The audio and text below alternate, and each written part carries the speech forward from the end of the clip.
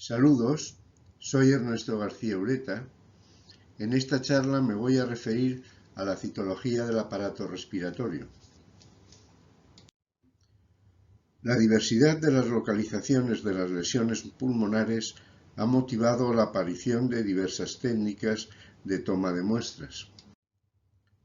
Cada técnica tiene unas limitaciones, ventajas y precisión diagnóstica. Hay que seleccionar la técnica más adecuada a cada lesión pulmonar.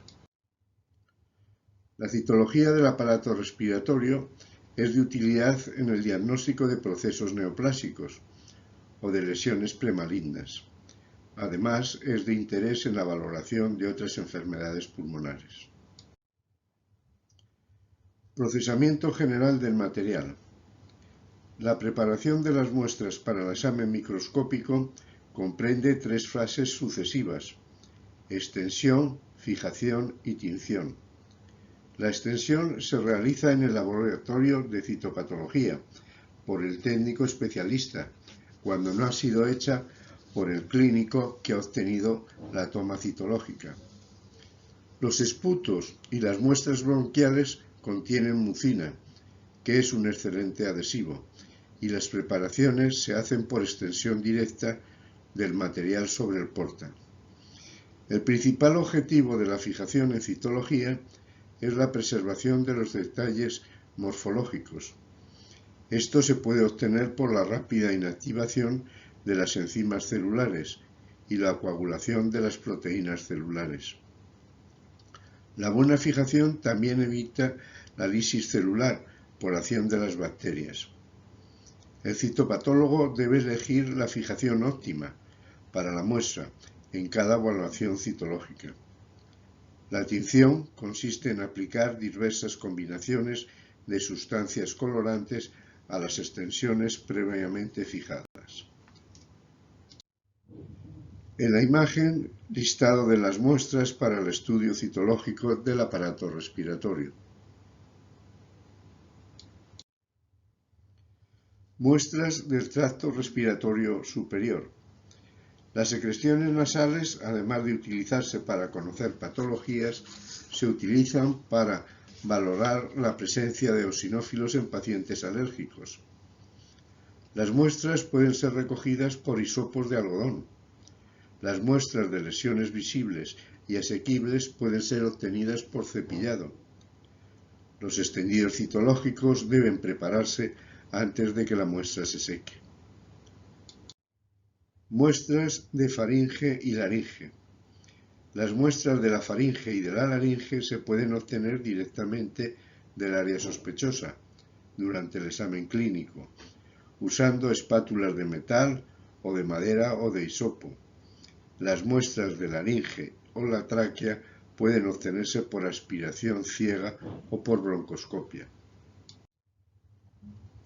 Esputo.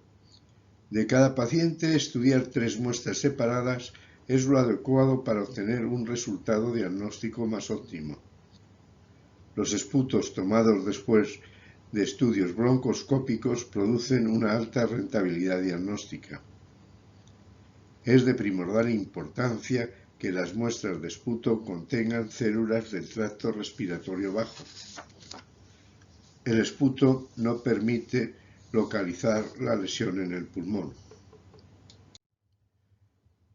El esputo puede proceder de emisión espontánea o puede también inducirse por la inhalación de soluciones en nebulización.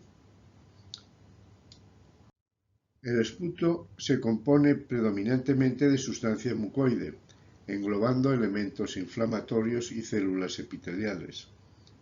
De la celularidad del esputo se obtiene información sobre el proceso pulmonar.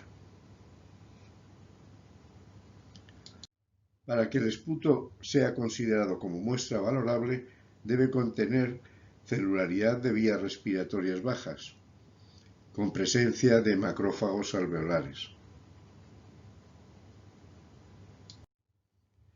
Preparación de las muestras de esputo.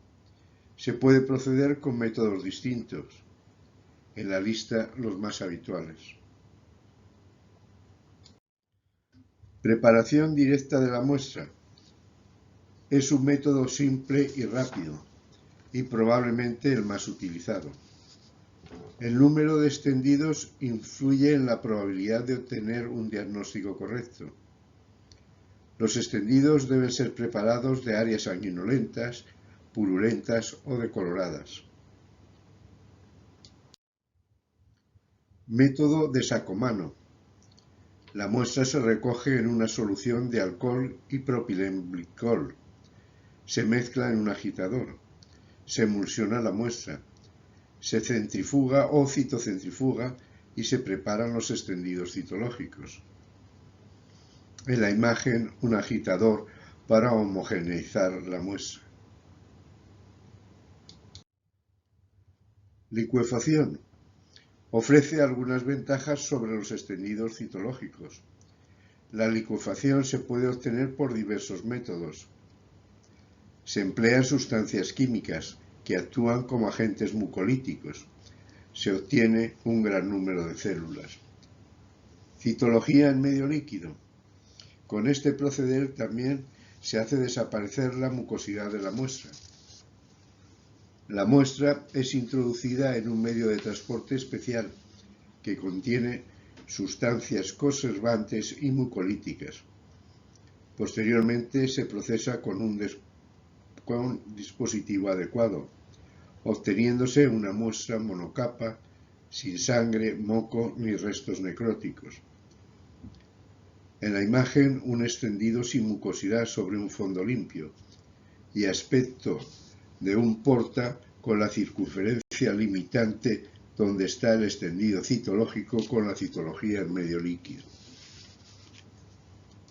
Bloque celular.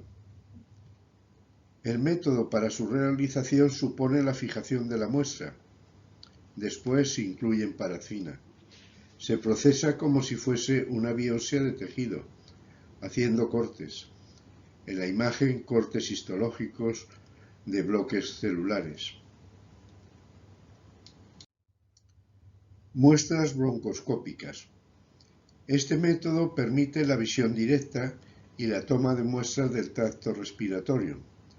Las muestras obtenidas por broncoscopia permiten la localización directa de la lesión. Durante la broncoscopia se pueden obtener diferentes tipos de muestras. En la imagen, el broncoscopio y un proceso tumoral bronquial. Dispositivos para realizar la aspiración y el cepillado bronquial. Secreción bronquial. Se puede obtener por succión del material bronquial. Lavado bronquial. Supone la introducción de una pequeña cantidad de suero fisiológico a través del broncoscopio para lavar la superficie de la mucosa. Ambas muestras, secreción y lavado bronquial, pueden ser procesadas de varias formas. El material coleccionado puede ser recogido con un bastoncillo y las muestras pueden obtenerse directamente pasando el material del bastoncillo al portaobjetos y extenderlo. Otra fuente de material diagnóstico es el examen de moco adherido al canal del broncoscopio. Se puede obtener lavándolo con solución salina después de haber retirado la muestra. El material obtenido se procesa como una muestra líquida, con citocentrifugación o filtración en membranas. Cepillado bronquial. El cepillado bronquial es un procedimiento mediante el que se toman las células de las vías respiratorias. Es de especial utilidad en lesiones con componente necrótico y en lesiones periféricas. Se realiza utilizando un cepillo de nylon, con el que se erosiona la superficie del área sospechosa. La celularidad adherida al cepillo es transferida al portaobjetos. Se pueden obtener extendidos citológicos haciendo rotar el cepillo sobre el portaobjetos. El cepillo también puede ser agitado en una solución salina, después de haber hecho las extensiones. El material histológico se puede obtener por citocentrifugación o por filtración en membranas. En la imagen, esquema de estos procederes. Lavado bronquiolo-alveolar. La muestra es tomada del broncoscopio con lesión o del lóbulo medio en pacientes con enfermedad pulmonar difusa.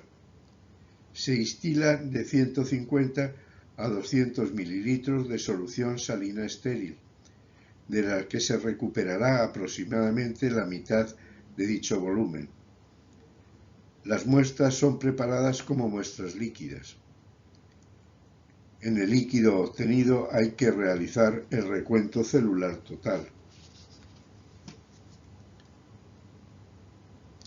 En el VAL, la celularidad total se encuentra comprendida entre 10 por 10 elevado a la sexta por 100 mililitros y 20 por 10 elevado a la sexta por 100 mililitros. En los fumadores, la celularidad es 3 o 4 veces superior. El VAL puede mostrar rasgos citológicos específicos en algunos procesos, como los listados en la imagen. Es de utilidad en el diagnóstico de infecciones oportunistas, permitiendo reconocer el organismo causante.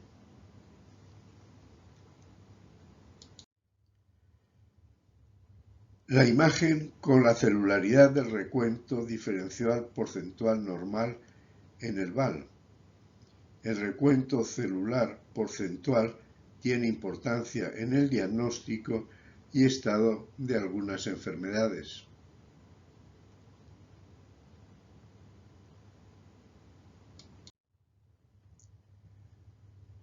Punción transtorácica. De interés en pacientes con lesiones periféricas. La combinación de la punción transtorácica con la radiología es un buen método diagnóstico. En la imagen, la aguja de punción en una lesión pulmonar.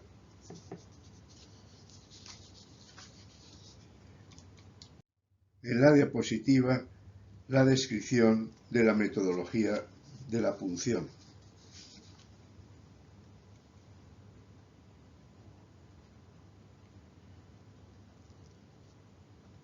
Punción transbronquial.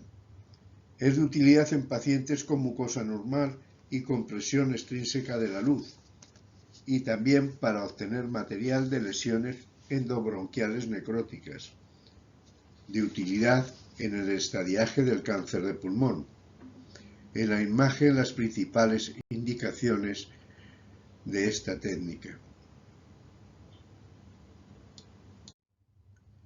Detalle de las agujas empleadas y la imagen de la aguja atravesando la pared del bronquio. Aspecto distal del broncoscopio con la aguja e imagen radiológica de la aguja, señalada con 3 flechas en una lesión pulmonar. Impronta. Se obtiene a partir de muestras de biopsia. Son de especial utilidad en el diagnóstico rápido. Celularidad de las muestras del aparato respiratorio. La mucosa del tracto respiratorio superior se corresponde a epitelio plano estratificado. Epitelio respiratorio se conforma de 6 tipos de células. En la imagen, la referencia de ellas. Células cilíndricas ciliadas. Son células cilíndricas altas con cerca de 300 cilios en la superficie apical. La respuesta de las células cilíndricas ante agentes lesivos se traduce en metaplasia, displasia o hiperplasia. Células caliciformes. Tienen forma de cáliz o de copa. Le siguen en cantidad a las células cilíndricas. Son células secretoras de proteínas. Células en cepillo. Se caracterizan por tener microvillosidades apicales largas. Las tipo 1 presentan expansiones en su base, que se consideran como células receptoras sensoriales. Las tipo 2 tienen las características de células inmaduras. Probablemente representan la reserva para sustituir células cilíndricas y células caliciformes. Células basales. Son pequeñas, redondeadas o piramidales. Descansan en la lámina basal, pero no llegan a la superficie libre del epitelio. Células neuroendocrinas. Pertenecen al sistema APUT. Son células muy similares a las células basales. No se identifican con las coloraciones de rutina. Con microscopía electrónica presentan gránulos densos, como se aprecia en la imagen. Células alveolares. La pared de los alvéolos está formado por células denominadas neumocitos, que pueden ser de dos tipos. Neumocitos tipo 1. Son un epitelio escamoso, simple, delgado, que supone el 95% de la superficie alveolar. Neumocitos tipo 2. Son más numerosos que los neumocitos tipo 1, pero solo recubren el 5% de la superficie alveolar. Tienen un citoplasma vacuolado. Son difíciles de diferenciar de los macrófagos. Cambios reactivos de las células epiteliales. Van a dar lugar a imágenes que es importante identificar, bien porque a veces son lesiones premalignas y otras veces pueden hacernos incurrir en falsos diagnósticos de malignidad. En la imagen, listado de los más habituales.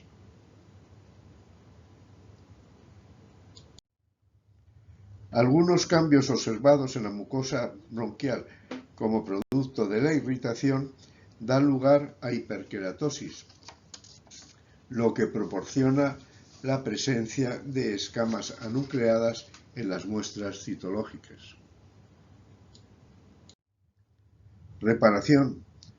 Son cambios regenerativos del epitelio respiratorio que ha sufrido una agresión. Durante el proceso aparecen células intermedias atípicas. La celularidad se suele mostrar en placas bidimensionales, con núcleos discretamente aumentados de tamaño y nucleolos prominentes. Metaplasia escamosa. La metaplasia escamosa es la respuesta del epitelio bronquial a los factores irritativos, transformándose en un epitelio más resistente, epitelio escamoso. Las células son muy semejantes a las células escamosas maduras. Displasia bronquial. Supone la presencia de células epiteliales atípicas, sustituyendo el epitelio normal. Las células muestran variable grado de diferenciación, con alteraciones en la forma citoplasmática y nuclear. Hiperplasia de células bronquiales. Puede ser consecuencia de diversos procesos, bronquitis crónica, asma, neumonía, etc. Se produce un agrandamiento nuclear. La cromatina se hace vesicular y el nucleolo prominente. Puede ser causa de falsos diagnósticos positivos. Hiperplasia de células bronquiales, cuerpos de Creola. Es un hallazgo citológico con cierta frecuencia en pacientes con asma, porque suele acompañarse de eosinofilia. Las células se disponen en una morfología papilar, que pueden confundir con adenocarcinoma. Hiperplasia de células de reserva. Es la respuesta a procesos inflamatorios crónicos. Se presentan en grupos de pequeño tamaño. Las células son hipercromáticas y con escaso citoplasma, que pueden confundir con carcinoma anaplásico de células pequeñas. Ciliocitoctoria es un proceso degenerativo. Consiste en la fragmentación del citoplasma, que puede incluir cilios o un núcleo pnótico. En las imágenes, célula con pérdida distal del núcleo y cilios apicales y células con pérdida citoplasmática y núcleo pnótico. Hiperplasia del epitelio alveolar. Ante diversos procesos, el epitelio alveolar reacciona con diversa intensidad, dependiendo de la severidad del agente causal. Los neumocitos tipo 1 son delicados y generalmente se destruyen.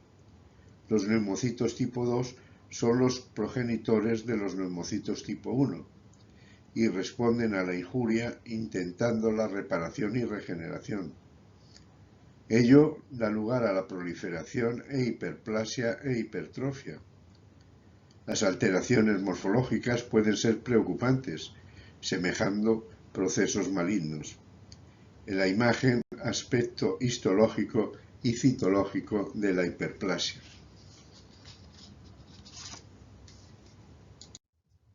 Otra celularidad, otro tipo de células están presentes habitualmente en muestras respiratorias. Listado de las más frecuentes. Histiocitos. Tienen forma y tamaño variable. Núcleo a veces excéntrico, redondeado, oval o reniforme. Citoplasma amplio microvaculado, con o sin fagocitosis. Es una célula con capacidad de digerir sustancias extrañas para proteger al organismo. Macrófagos. Células que han ingerido partículas extrañas. En la imagen, situaciones con aumento de los macrófagos.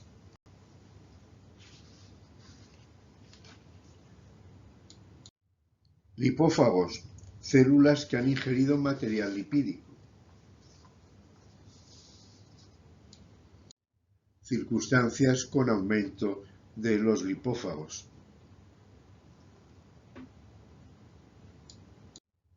Siderófagos. Células con partículas férricas en su citoplasma.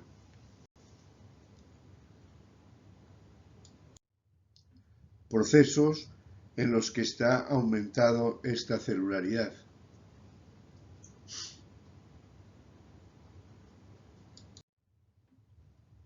Neutrófilos. Se caracterizan por la forma multilobulada del núcleo. Son la respuesta más temprana a la inflamación, dando lugar a un importante infiltrado celular. Habituales procesos con neutrofilia.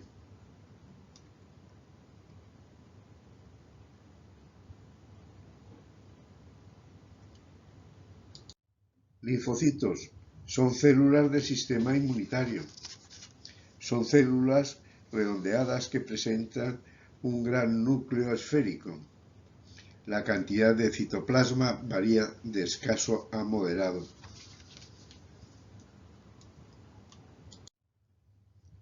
Procesos con tasa de linfocitos aumentada.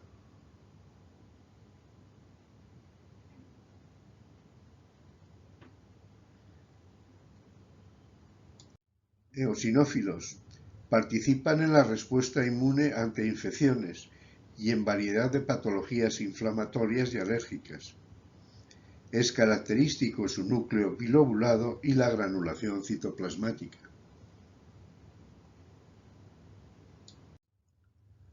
Procesos que cursan con eosinofilia.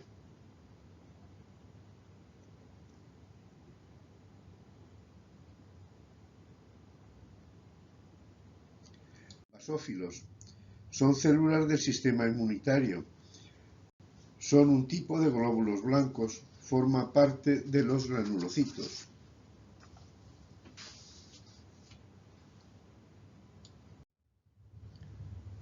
Componentes no celulares.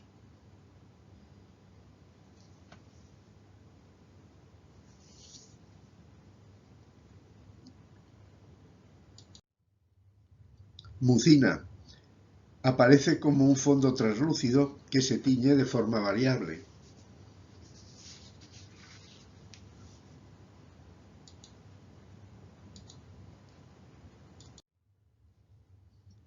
Espirales de Kruseman. Son cilindros de moco moldeados en los bronquios.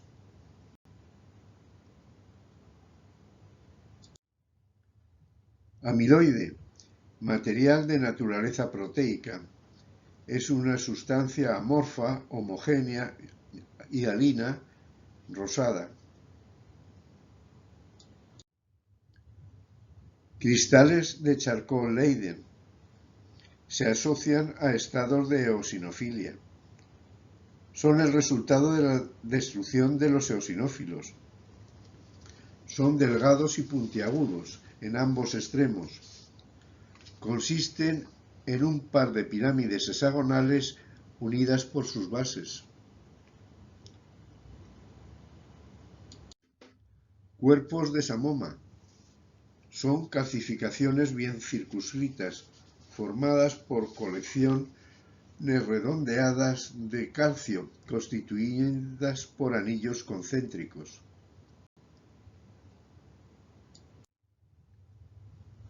Cuerpos ferruginosos. Son fibras de asbesto recubiertas de proteína y sales de hierro y calcio. Su forma es variable. La mayoría son rectos. A veces forman proyecciones bulbosas en los extremos, dando aspecto de palillos de tambor. Cuerpos amiláceos. Se trata de concreciones formadas en los alvéolos por carbonato y fosfato cálcico. Tienen aspecto irregular, laminado, concéntrico. Alternaria. Es un hongo muy común, contaminante del agua. Se aprecia con frecuencia en las extensiones citológicas.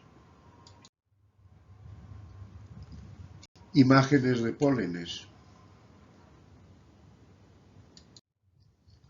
Imágenes de fibras vegetales.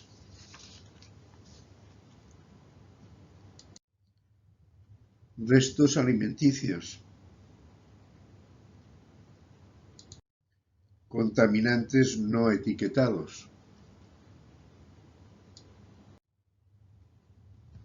La patología pulmonar, englobada como enfermedades obstructivas crónicas, no llevan consigo cambios citológicos significativos. Los procesos alérgicos pueden manifestarse con presencia de eosinofilia, cristales de Charcot-Leyden y o cuerpos de creola.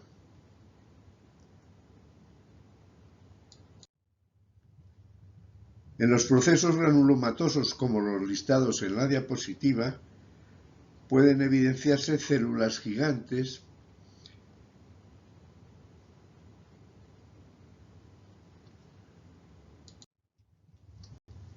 otros procesos granulomatosos sin cuadro citológico específico.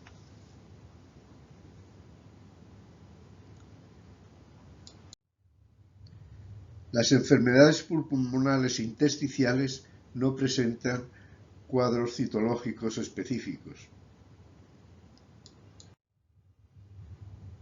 Procesos que cursan con fibrosis pulmonar.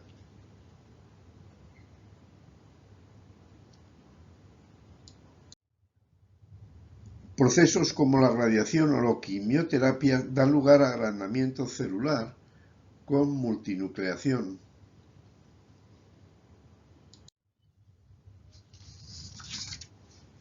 El sirolimus, droga empleada en la inmunosupresión en pacientes trasplantados, motiva la aparición de alveolitis linfocitaria.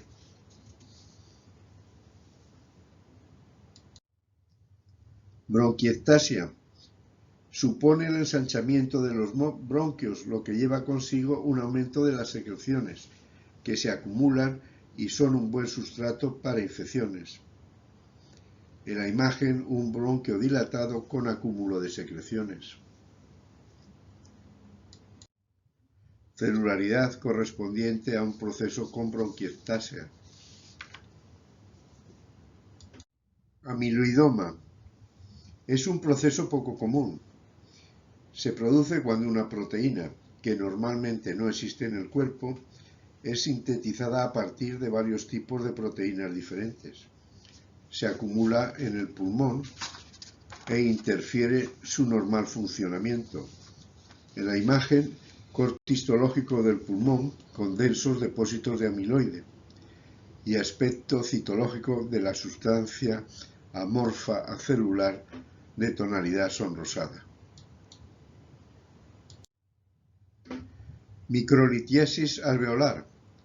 Se caracteriza por la existencia de nódulos microscópicos en el interior de los alveolos, que están formados por carbonato cálcico. Imagen típica en capas de cebolla, láminas concéntricas calcáreas alrededor de un núcleo central amorfo. Proteinosis alveolar. Es un proceso poco frecuente, caracterizado por la ocupación de los espacios alveolares por un material proteináceo granular acelular. En el VAL, como se aprecia en la imagen, presenta un aspecto lechoso característico. En la imagen, corte histológico del pulmón con ocupación de los alveolos y cuadros citológicos con presencia de un material amorfo acelular y presencia de un molde alveolar. A microscopía electrónica se aprecian estructuras mieloides características de este proceso.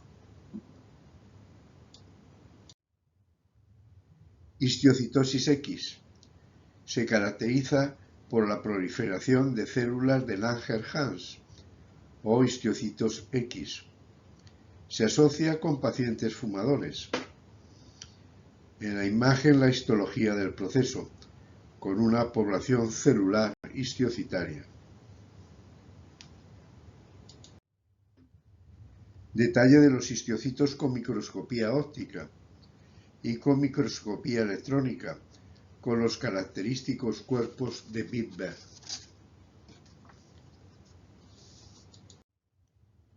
Características inmunocitoquímicas de la celularidad histiocitaria en la histiocytosis X.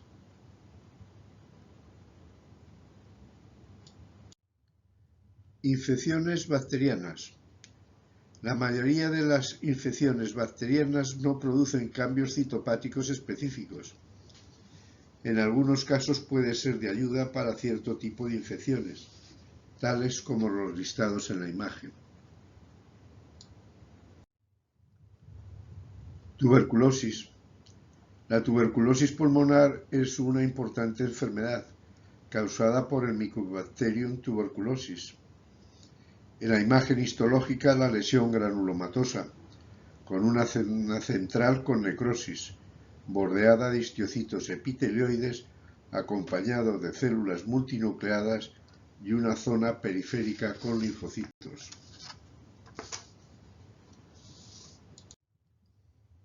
En la paz pueden apreciarse áreas de material necrótico amorfo acelular.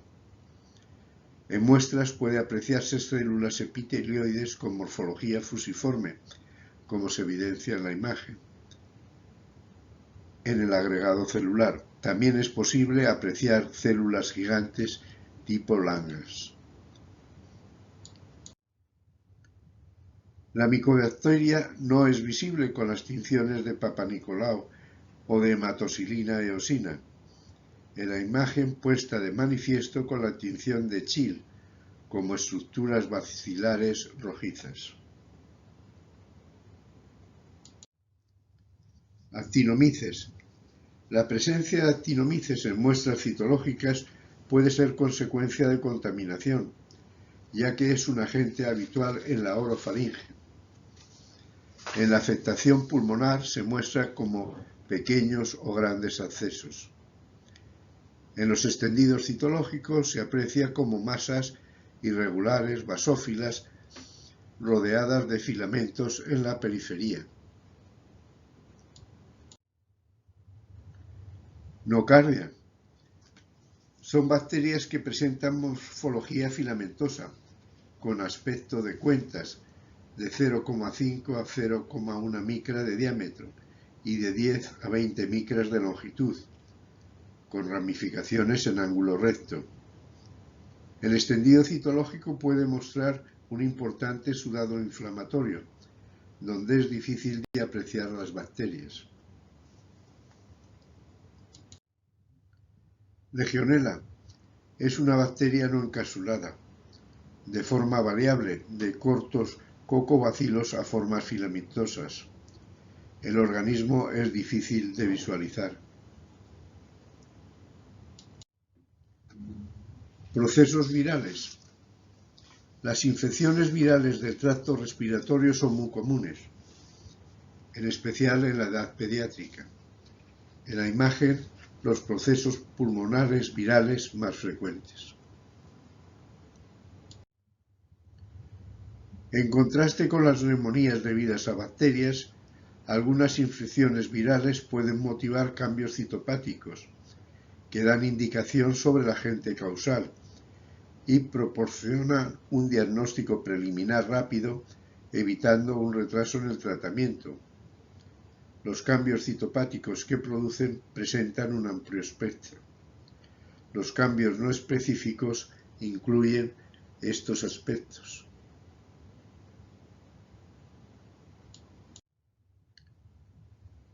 Fragmentos apicales de citoplasma, conservando ciliación, y fragmentos citoplasmáticos con una degeneración nuclear. Corresponden a imágenes de ciliocitostoria. Imágenes de cambios reactivos e hiperplasia de células alveolares. La celularidad inflamatoria y los restos necróticos encuentran frecuentemente en los primeros estadios del proceso.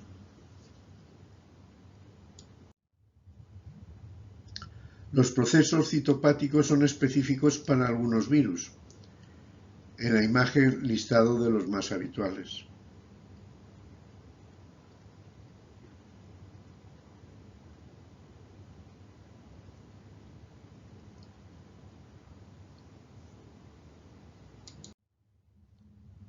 Herpes virus. Los cambios citológicos pueden no ser específicos, con inflamación, reparación y regeneración, o específicos, con multinucleación, afacetamiento nuclear e inclusiones intranucleares.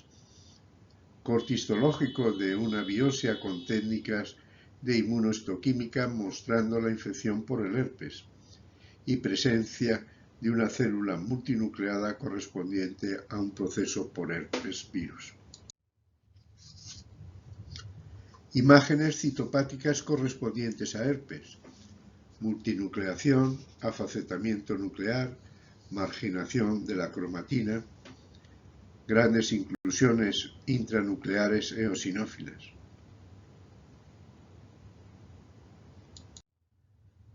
Citomegalovirus. El citomegalovirus presenta característicamente una gran inclusión intranuclear, rodeada de un halo claro. Engrosamiento de la membrana nuclear. Sarampión. El carácter más distintivo es la presencia de células multinucleadas, a veces por encima de 50 núcleos. Procesos micóticos. Muchas de las infecciones pulmonares por hongos son detectables por métodos citológicos. La colonización o infección asintomática es frecuente. El agente etiológico es visible y basado en su morfología se puede realizar un diagnóstico específico para identificarlo provisionalmente, e instalar rápidamente un tratamiento. En la imagen, el listado de los hongos que más frecuentemente afectan al pulmón y esquema de un micetoma pulmonar.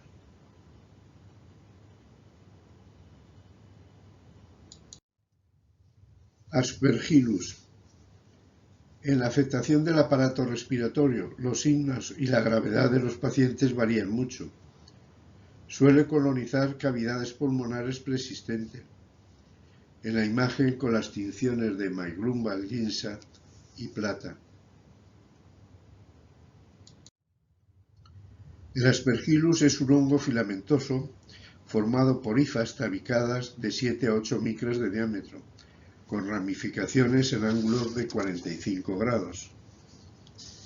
Imágenes de hongos con las tinciones de Papanicolau y Paz.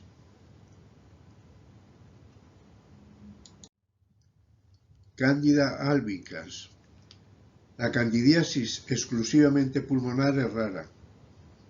Tiene forma de levadura pequeña, de aspecto redondeado u oval, de 3 a 8 micras. En las imágenes el hongo con expresión de hifas y conidias.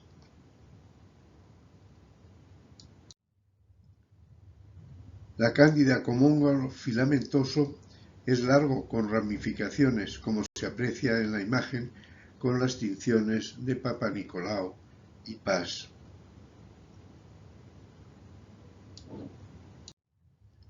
Mucor es un hongo poco frecuente y su afectación presenta gravedad. Afecta a pacientes inmunodeprimidos. Se presenta exclusivamente como hifas. En las imágenes, hifas de grueso tamaño. Las hifas son tubulares, de unas 20 micras de diámetro, sin tabicar. Las ramificaciones son en ángulo recto. En las diapositivas, dos imágenes de ellas.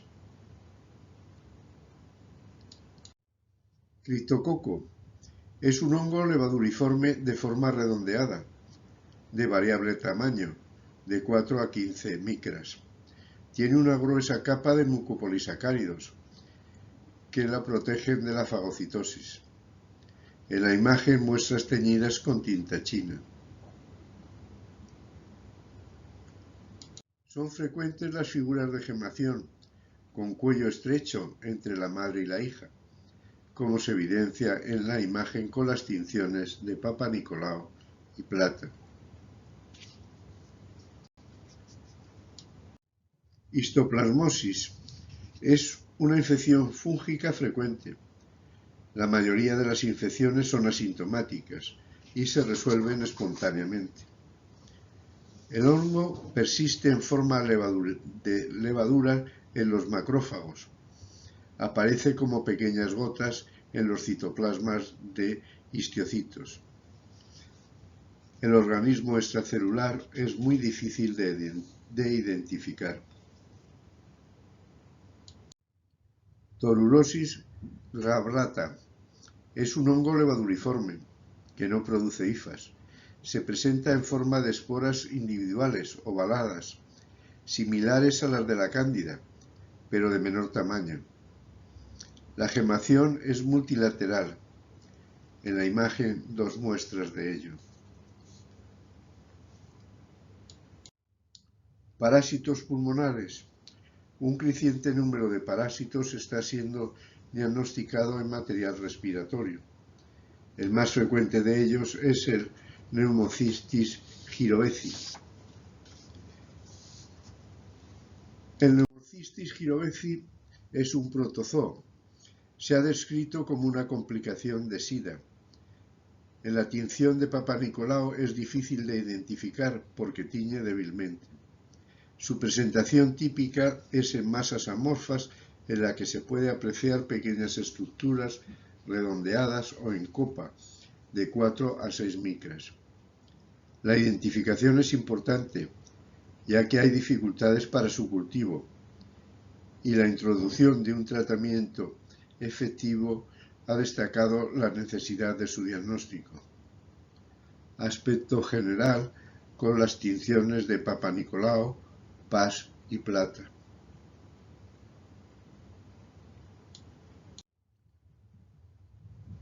Toxoplasma es un protozoo de localización intracelular. Son estructuras de 4 o 5 micras de longitud. En la imagen, su localización intracitoplasmática y su apreciación con microscopía electrónica.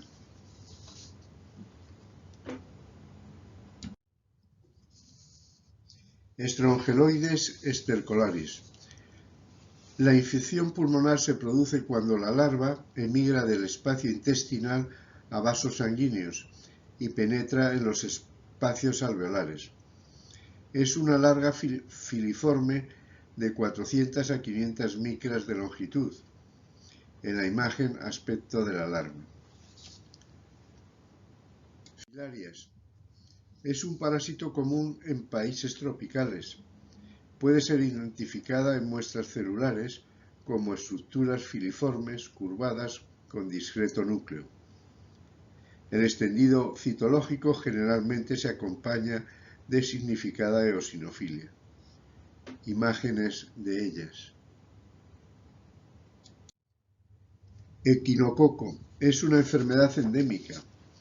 El pulmón y el hígado son los órganos más frecuentemente afectados.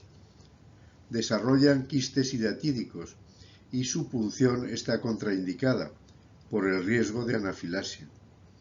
En la imagen, la cabeza del escoles y un gancho de la boca.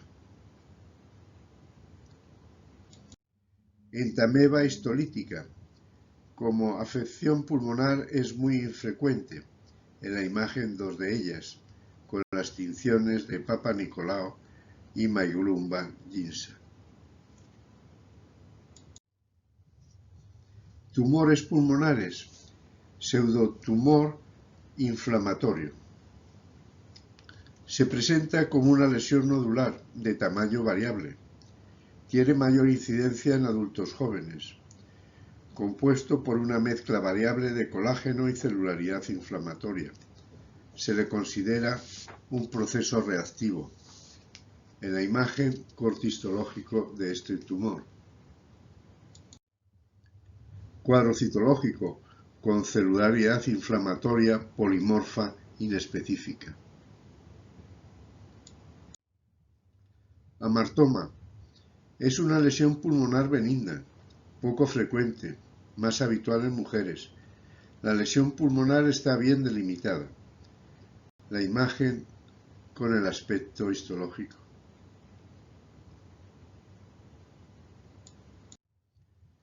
En la punción-aspiración con aguja fina, la combinación de tejido conectivo misoide, cartílago, epitelio bronquial y grasa es diagnóstica. En la imagen se aprecian estas estructuras.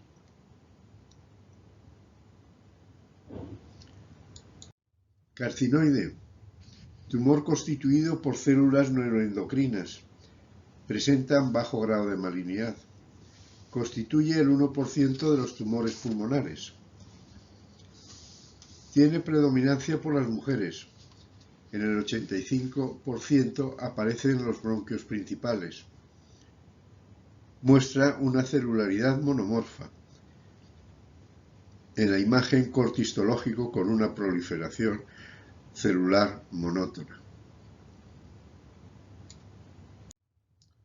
Cuadro citológico con abundante celularidad en un fondo limpio.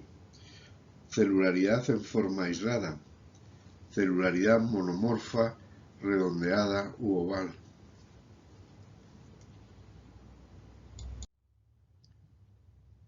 Carcinoma epidermoide. Es el tumor maligno más frecuente. De localización preferentemente central, con crecimiento endobronquial. Puede presentar diverso grado de diferenciación. En la imagen, corte histológico de un carcinoma epidermoide bien diferenciado.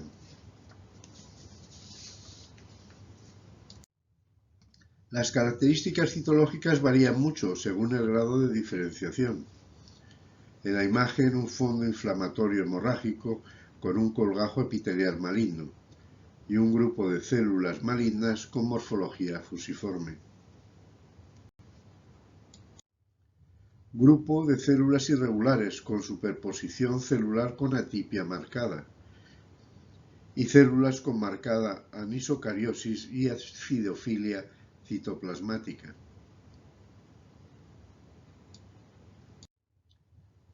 En la tabla los caracteres citológicos para hacer la diferenciación del carcinoma epidermoide con la metaplasia escamosa.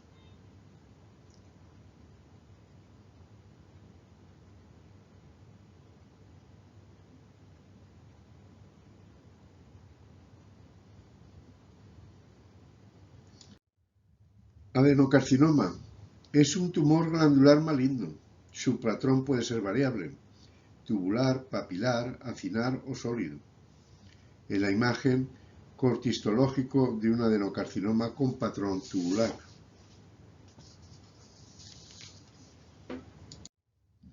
Grupo de células de adenocarcinoma con núcleos de diferentes tamaños.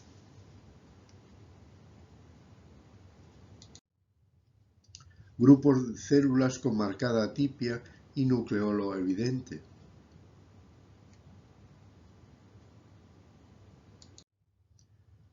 Grupos de células irregulares, poco cohesivas, con marcada atipia. En la tabla los caracteres citológicos para hacer la diferenciación diagnóstica del adenocarcinoma con la hiperplasia glandular.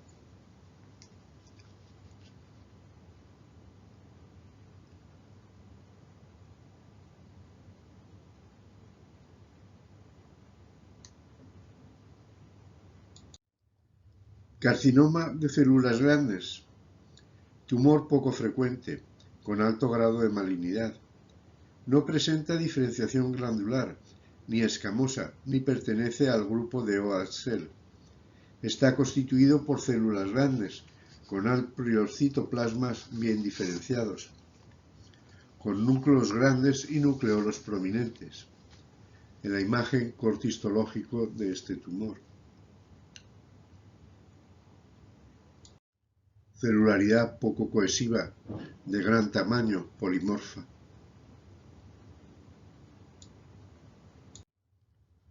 Grupos celulares irregulares de células grandes con marcada atipia, con nucleolos prominentes.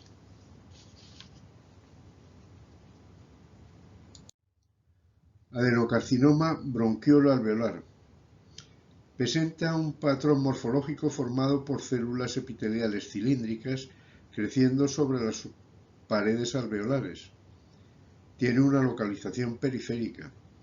A veces es un hallazgo incidental. En la imagen, corte histológico con crecimiento celular disminuyendo los espacios alveolares. Grupo de células pequeñas sobre un fondo limpio.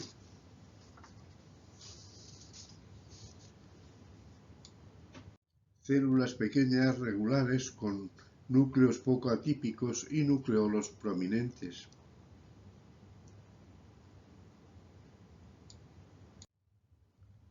OASL, tumor epitelial maligno de alto grado, formado por células de pequeño tamaño. Son tumores neuroendocrinos derivados de las células de Kulczynski. La mayoría son de localización central. En la imagen, corte histológico de este tumor. Acúmulo celular irregular de elementos de pequeño tamaño y grupos alargados de células con núcleo hipercromático.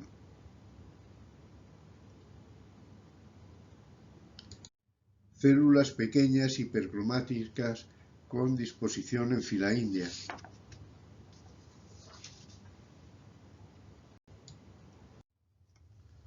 Grupo cohesivo de células malignas pequeñas con cromatina granular en sal y pimienta.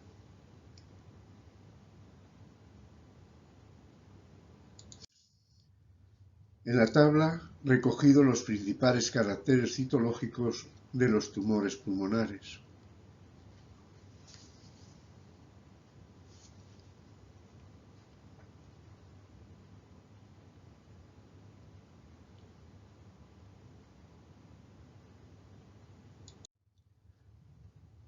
Carcinoma adenoide quístico. Es un tumor pulmonar infrecuente. Las células se agrupan formando estructuras cilíndricas de distinto tamaño, rodeando un material homogéneo y halino. En la imagen, una masa endobronquial cubierta de mucosa intacta, correspondiente a un carcinoma adenoide quístico. Estructuras esferoidales y tubulares limitando material homogéneo, amorfo y halino.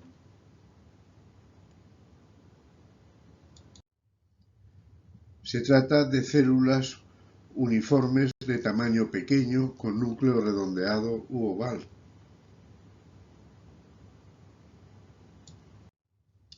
Blastoma. Es un tumor raro.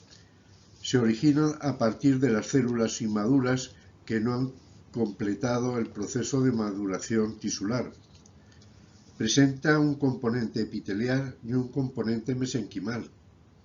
En la imagen, cortistológico del tumor, presentando los componentes epiteliales y mesenquimales. Aspectos citológicos de células epiteliales y mesenquimales inmaduras.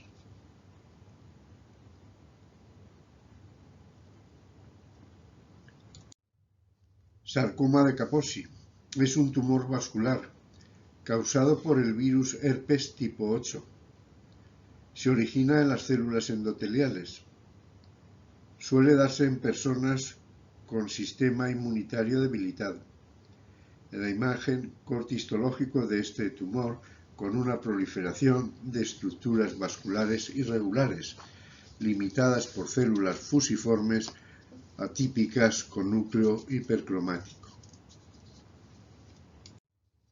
Aspecto general de la punción, con un fondo hemorrágico y celularidad en acúmulos y forma dispersa. Celularidad con morfología fusiforme atípica y núcleos agrandados hipercromáticos. Tumores metastásicos. Las metástasis al pulmón es más frecuente que cualquier otro órgano del cuerpo.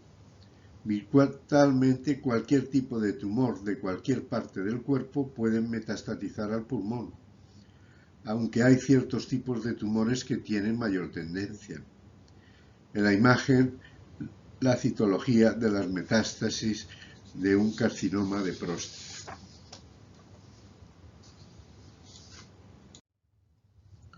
Linfomas. Las neoplasias linfoides afectan con frecuencia al pulmón, mientras que los procesos linfoproliferativos primarios son muy raros. La mayoría de los linfomas son B, son de bajo grado. Se presentan en agregados celulares no cohesivos. En la imagen, corte histológico con una población celular monótona por afectación pulmonar por un linfoma. Aspecto monótono del frotis constituido por células linfoides atípicas con discreto aumento de tamaño. Gracias por la atención.